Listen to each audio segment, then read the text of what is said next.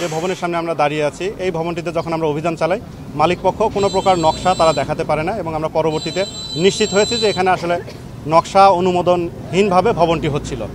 আমরা মালিক পক্ষকে না পাওয়াতে আমরা ভবনটি আপনারা দেখেছেন ম্যাক্সিমাম অংশ আমরা ডেমোলিশ করার চেষ্টা করেছি এবং একই সাথে এটার বৈদ্যুতিক সংযোগ বিচ্ছিন্ন করে আমরা মিটারটি জব্দ করেছি। আর যেহেতু মালিককে আমরা ঘটনাস্থলে উপস্থিত পাইনি যার জন্য আমরা জেল অথবা জরিমানা এটি আরোপ করতে পারিনি। আমাদের নজরে আগেও এসেছে, আমরা তাদেরকে সেভারেল টাইম নিষেধ করেছি, নোটিশ করেছি, বাট তারা সেটি আমলে নেয়নি।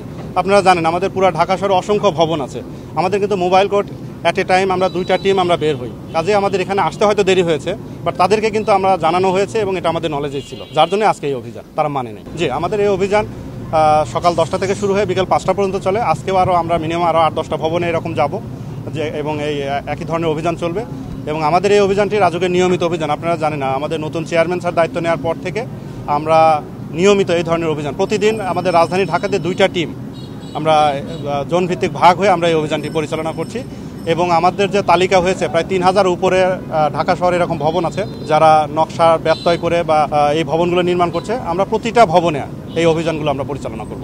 ওয়ালটন আবারও মিলিয়নিয়ার অফারে ওয়ালটন ফ্রিজ কিনে আপনিও হয়ে যেতে পারেন মিলিয়নিয়ার। রাজুকের যে নিয়ম এটি সকলের জন্য প্রযোজ্য। এখন যদি ধর্মীয় প্রতিষ্ঠান হয় সেখানেও আমরা এই ধরনের অভিযান করব, তবে সেটি কমিউনিটির লোকজনকে সঙ্গে নিয়ে যেন এটাকে অন্যভাবে ব্যবহার করার সুযোগ না থাকে, ধর্মীয় ইস্যু যেন এটি না হয়ে দাঁড়ায়। বাট আমরা সবাইকে অনুরোধ করব রাজুক থেকে প্ল্যান অনুযায়ী ভবন করার জন্য এবং আমরা এটি নিয়ে বর্তমানে জিরো টলারেন্সে আছি।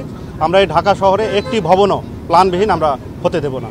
আমরা আমাদের এই ঢাকাকে বাসযোগ্য এবং নিরাপদ এবং পরিকল্পিত করার জন্য এই নিয়মিত অভিযান আমাদের চলতে থাকবে। আমরা আসলে এই 5ই আগস্টের পরে আমাদের যে নতুন বাংলাদেশ বলছি আমরা, এখানে আমরা আগে কিছু বাধার সম্মুখীন আমরা হতাম, বিশেষ করে পলিটিক্যাল একটা প্রেশার দেওয়ার চেষ্টা করতাম, যদিও সেগুলো আমলে নেওয়ার সুযোগ আসলে আমাদের নাই।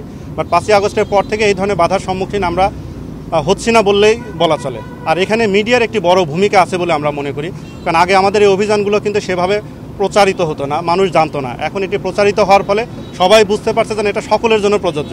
রাজুক বেছে বেছে স্পেসিফিক 2-1জনকে এই জরিমানাটা করছে না বা ভবন ভাঙছে না।